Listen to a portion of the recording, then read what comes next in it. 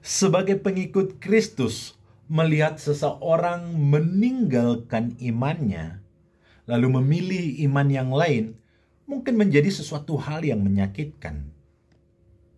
Namun kita perlu mengingat bahwa Yesus sendiri sudah menubuatkan bahwa perjalanan iman bukanlah hal yang mudah. Dalam Matius 22 ayat yang ke-14, Yesus berkata, "Sebab banyak yang dipanggil, tetapi sedikit yang dipilih."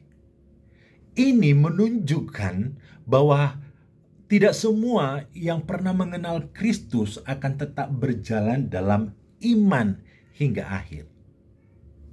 Yesus dengan tegas mengatakan dalam Matius 16 ayat yang ke-24, "Setiap orang yang mau mengikut aku, ia harus menyangkal dirinya, memikul salibnya dan mengikut aku." Pernyataan ini menegaskan bahwa mengikut Kristus bukanlah jalan yang mudah, saudaraku, melainkan jalan pengorbanan dan keteguhan. Ketika kita melihat orang meninggalkan Kristus memilih iman lain atau kembali kepada dunia ini, kita harus ingat bahwa perjalanan iman bukanlah tentang jumlah pengikut, tetapi tentang ketekunan dalam memikul salib hingga akhir. Yesus sendiri mengalami pengkhianatan. Ketika seseorang berpaling dari iman, kita bisa mengingat bagaimana Yesus sendiri mengalami hal serupa. Yudas Iskariot, salah satu dari 12 murid yang begitu dekat dengannya, menjual Yesus demi 30 keping perak. Bahkan banyak orang yang sebelumnya bersorak bagi Yesus dengan daun palem, "Hosana bagi Yesus," kemudian berteriak, "Salibkan dia." Namun apakah Yesus kecewa dan menyerah? Tidak. Dia tetap melaksanakan kehendak Bapa dan memberikan kasih-Nya sampai akhir. Kita pun dipanggil untuk meneladani Kristus bukan dengan kekecewaan atau kemarahan, tetapi dengan keteguhan dan kasih. Keselamatan itu adalah pilihan pribadi. Dalam Lukas 18 ayat yang ke-25, Yesus berkata, "Sebab lebih mudah seekor unta masuk melalui lubang jarum daripada seorang kaya masuk ke dalam kerajaan Allah." Ini menunjukkan bahwa banyak orang lebih memilih kenyamanan duniawi daripada jalan sempit menuju kehidupan kekal. Namun kita tidak bisa memaksa siapapun untuk tetap dalam iman. Setiap orang itu memiliki kebebasan untuk memilih. Bahkan Rasul Paulus yang mengabarkan Injil dengan begitu berapi-api mengalami hal yang sama. Dalam 2 Timotius 4 ayat yang ke-10 ia menulis, "Karena Demas telah mencintai dunia ini, ia meninggalkan aku dan pergi ke Tesalonika." Demas dulunya adalah seorang rekan sepelayanan Paulus, tetapi ia memilih dunia daripada Kristus. Paulus tidak larut dalam kekecewaan, melainkan tetap setia menjalankan panggilannya. Jangan menilai dari apa yang terlihat. Tuhan menilai hati.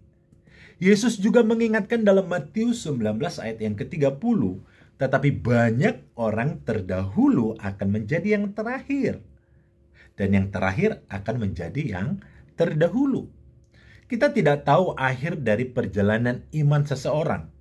Orang yang kita anggap telah meninggalkan Kristus bisa saja suatu hari kembali dengan pertobatan yang mendalam. Sebaliknya, seseorang yang tampaknya teguh dalam iman bisa saja jatuh. Oleh karena itu, kita tidak perlu menghakimi atau kecewa. Tuhan yang memiliki otoritas atas hati manusia. Dia yang tahu siapa yang akan bertahan sampai akhir. Tugas kita adalah terus mengasihi dan tidak menghakimi. Bagaimana kita harus bersikap terhadap mereka yang memilih jalan lain? Jawabannya adalah dengan kasih. Yesus mengajarkan kita untuk tetap mengasihi dan menjadi terang bagi dunia ini.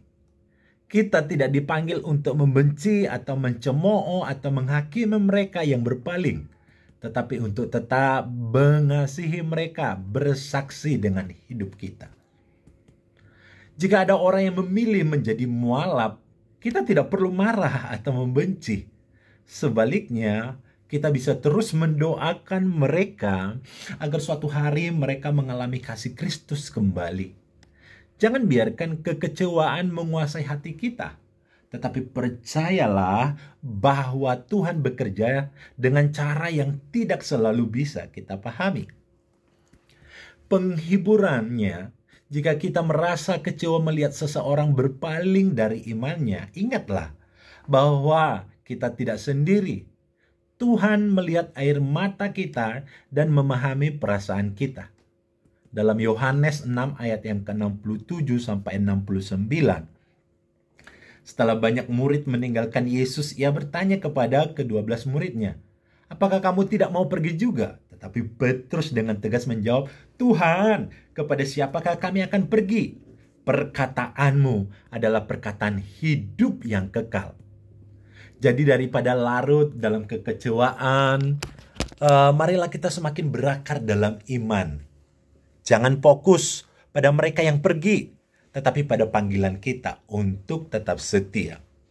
Tuhan tidak menilai kita berdasarkan jumlah orang yang tetap mengikut Kristus atau mereka yang pergi, tetapi berdasarkan kesetiaan kita kepada Tuhan Yesus.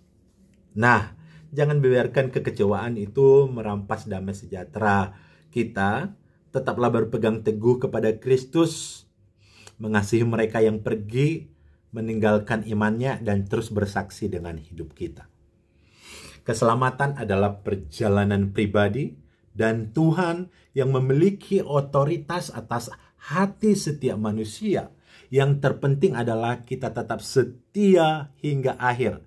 Karena seperti yang dikatakan Yesus dalam Wahyu 2 ayat yang ke-10, "Hendaklah engkau setia sampai mati, dan aku akan mengaruniakan kepadamu mahkota kehidupan."